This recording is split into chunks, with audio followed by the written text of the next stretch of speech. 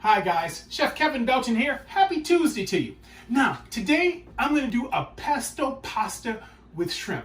Pesto wasn't one of my favorite things, but I tell you what, I've grown to really love it. But more importantly, let's talk about our pasta right now. Now, you guys are known for me cooking with flavor. And you hear Sheba talk about all the time, oh Kev, your rice, why does that rice have so much flavor? So I even cook my pasta in stock.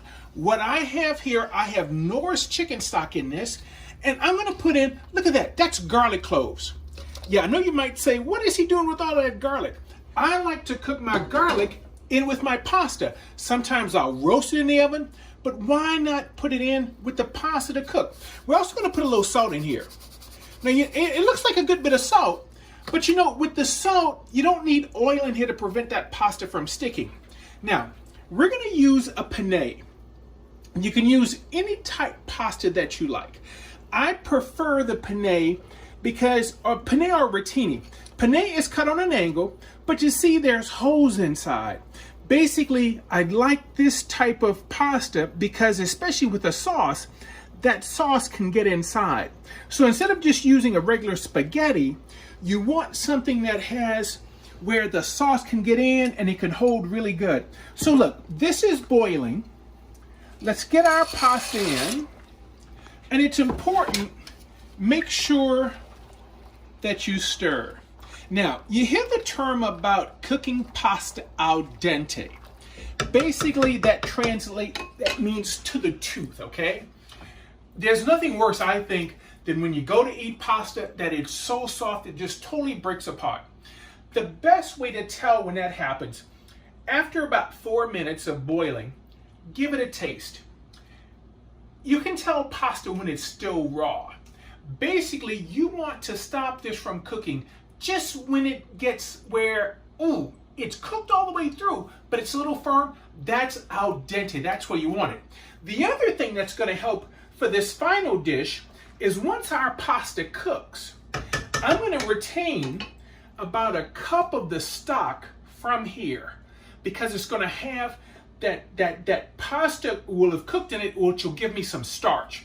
And that's gonna help create a nice, kind of a thick sauce to go with our finished product, okay? Now, these days, if you're cooking a lot or if you're cooking a little, there's a couple of things you wanna do with pasta once you get it cooked. And this is just a general rule in spaghetti in general. If you're making a lot of spaghetti, once it's cooked, dump it in a strainer, rinse it with cold water. The cold water will stop it from cooking, all right? Once it drains really well, squirt it with olive oil, stir it up, put that in a Ziploc bag or a container. Now you can have that in the refrigerator for a week and only put out what you need. Now, if you're gonna be using all of it, drain it at the last minute, all right? So if you're sauteing something, drain your pasta. Once it's drained, don't rinse it, but come right back with that hot pasta right into the pan. And that way you don't have to rinse it, but you can make it ahead of time if you want, and just go ahead and store it in the fridge. So I'm gonna go ahead and get this pasta cooked, and when we come back, I will show you how I'm gonna make a homemade pesto sauce. I tell you what, gang, this is gonna be really good, and I hope you like it as much as I enjoy pesto now. So we will see in a little bit. Welcome back. Now, as you can see, my pasta is done, and I tell you what, it has so much flavor, even Monica likes it. Now, basically, I rinse it with cold water, drizzle a little olive oil, and now I have it sitting there because I'm not gonna use all of that. But let's get to this pesto sauce. You know, pesto, it was done in Italy, and it was actually called pesto alla Genovese. I believe that's correct, because it was the Genoa area of Italy where it came from.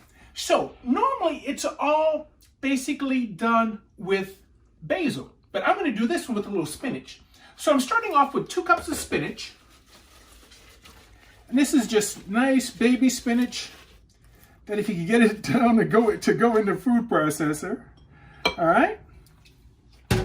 Originally, this was all done with just basil. Now I have a cup of basil that I'm adding to it. So the one we're doing is gonna have spinach and basil together with it. And to this, let's put in 1/3 of a cup of olive oil.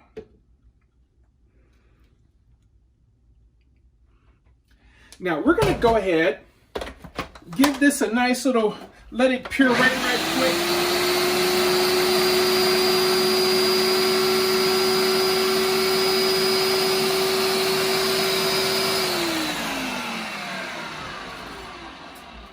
Okay, now that that's kind of pureed, let's go ahead and pop it open, okay?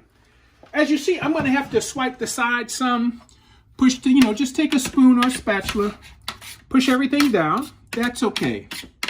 Now, to this, we're going to put in about a 1/4 cup Parmesan cheese. You remember that garlic that I had cooking in with the pasta? Now this is nice and soft. So let's put some of our garlic cloves in. Depending on how much you like garlic, how much do you put in? And then pine nuts. Now, pine nuts are very expensive because it's a tough process to get pine nuts. If you don't have pine nuts or can't get pine nuts or don't want to spend that much money on pine nuts, you can use almonds. Almonds will do the same thing. Take some sliced almonds, go ahead and put them in this. But it's originally done with pine nuts. And the pine nuts, I tell you what, if you go ahead and invest in pine nuts, what I like to do with mine, I put them in, take the bag they're in, get all the out of it that I can, put it in a heavy-duty Ziploc, pull as much out of that as I can, and I put them in the freezer. In the freezer, they're good for 3 to 6 months. So if I need some, I'll pull them out a couple hours ahead before I need them for something. But I tell you what, they taste so good. So I have a 1/4 cup here. Now this is actually a little more than a 1/4 cup because my camera person, she loves to have a little taste of them. I shouldn't say that. Oh, while I'm getting in trouble here, gang, let's put a little salt. Let's do a little fresh cracked black pepper in here.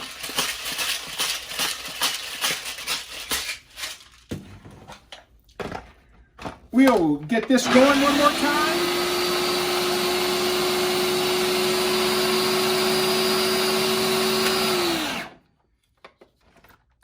Now, as you can see, it's still a little big to my taste. So what I'm going to do with this, I'm going to add a little more olive oil to this.